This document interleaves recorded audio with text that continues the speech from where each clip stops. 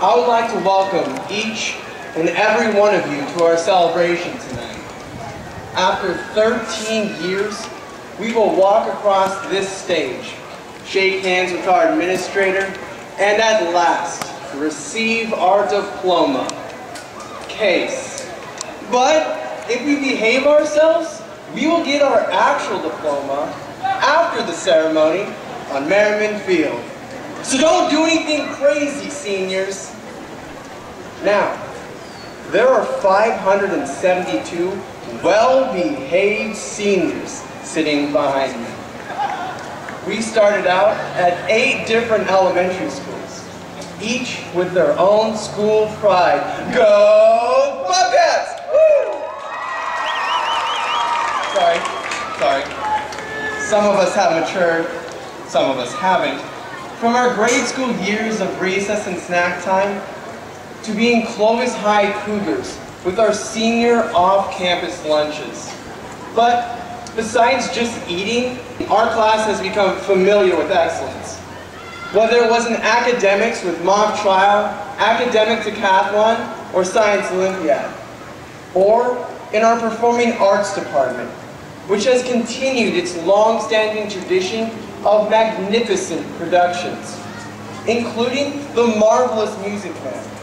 Also, there is our winter percussion line, which defeated every other Clovis school, and our choir, with its symphony of voices. And athletically, we have proven our supremacy once again. Our wrestling team won the state championship with the most points ever.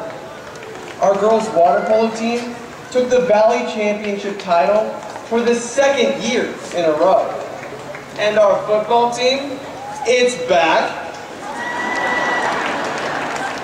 Now, let's pause and think of some of the things that our class has endured. We entered our kindergarten year with the ominous threat of the Y2K computer meltdown. On a more cheerful note, we were leaving high school in the year that the Mayans predicted the world will end. Now what's worse, 2 potential apocalypses, or surviving the phenomena we now call the Jersey Shore? I'll take the Mayans. Or what about living through the rise and the fall of the Soldier Boy? We learned how to 1-2 step, and who could forget the cha-cha slide? It was the best part of the dancing in PE. We lived through Britney Spears and her interesting lifestyle, only to see our role model, Lindsay Lohan, follow suit. But we had our own fads. Remember bowl cuts that we thought were so cool? Or maybe that was just me. Or those animal-shaped silly bands, because that was a winning idea. The boys in their skinny jeans proved that sitting down was overrated. The girls showed us that despite how hot it was, they could always wear those little furry boots. We have upgraded from MySpace to Facebook to Instagram, and for those of you currently on your Twitter accounts, tag me. As we reflect upon our antics, one wonders how our teachers survived our wild behavior. For the past 4 years, we have spent nearly every day with them. That's a long time. But Clovis High has some of the greatest teachers. We have Mama Bellman with her caring and gentle hugs, and Mr. Dominguez, who is more than understanding when we weren't quite on time to class.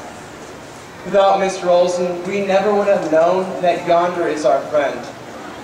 And who could overlook Mr. Ford's encouraging pep talks in the hallway? Mrs. Carter taught us that most everything is flammable. And we were inspired by Miss Pyers and her notes. Mrs. Sumter always sprinkled a little socialism into her bio lectures. And we will all remember that Miss Motz's favorite candy is Reese's Pieces, or something like that. These teachers taught us more than just school curriculum. In their classes, we learned how to text without getting caught. We learned that it was nap time when the lights went off and the projector went on. But most importantly, we learned skills that would far surpass our time here on campus. Our teachers prepared us for life. They gave us a work ethic. They showed us tolerance. And finally, our teachers taught us to have a passion for whatever it is that we want to do. However, it was not our teachers alone who shaped our lives. We cannot stand here today without the love and support of our families. They have helped us emotionally, financially, and spiritually. So, Mom and Dad, and to all the Mom and Dads sitting out there tonight, let us thank you for doing our History Day projects, our science projects, and what about that monthly budget project? I hope you learned how to live on your own so you don't have to come to us for money later on. But coming home from a tough day at school would not be the same if we had no one to tell our stories. And how can we forget the motivation that you gave us when our grades were less than favorable, despite how many times we tried to explain that 6-week grades don't count, and we had plenty of time to get them back up. But let's face it, without this constant reminding, our grades would not have been in the best of shape. So, to our parents, we thank you. We know that nagging means love. While our families were there for us when we came home, we cannot forget our friends who stood by us day after day. Some of us have been friends since the first grade, and I don't doubt that the relationships formed throughout our years here at Clovis High will exceed far beyond this campus. Our friends were our moral support. When times were tough, they made us laugh, almost to the point of tears. As we leave here tonight, our friendships will be challenged. All of us have different plans for our future. Therefore, we need to remember, friendships need nurturing. They can only be sustained through effort. So as our lives evolve, one hope that I have is that we continue the good laughs that we have shared together these past 2 years. That we don't have to rely on our class reunions to become reacquainted with one another. In the years to come, don't forget to stop and remember your classmates and the adventures we shared. But through all of the good times, we have experienced real tragedy. Freshman year, we were heartbroken to learn that one of our fellow students, Caitlin Hook, died in a plane crash with her sisters and father. She taught us that life is truly fragile and a gift that should be cherished every day. Caitlin, you are a part of this ceremony tonight. We carry your memory in our hearts, and to those of us who knew you well, you have been missed, and you will be remembered. This brings me to my wish for you, class of 2012. My wish for you, my fellow graduates, is that you live life so that the physical things of this world fail in comparison to the love that you leave behind. Don't fall into the trap of living a routine life. There is a difference between surviving and thriving. Life shouldn't always be work. Remember to take a vacation. Love your friends, love your family. Literally stop and smell the roses. If you get lost in the idea of working for material possessions, you will find that at the end of everything, you may have acquired a lot, but you will have very little. Strive to find meaning in your life.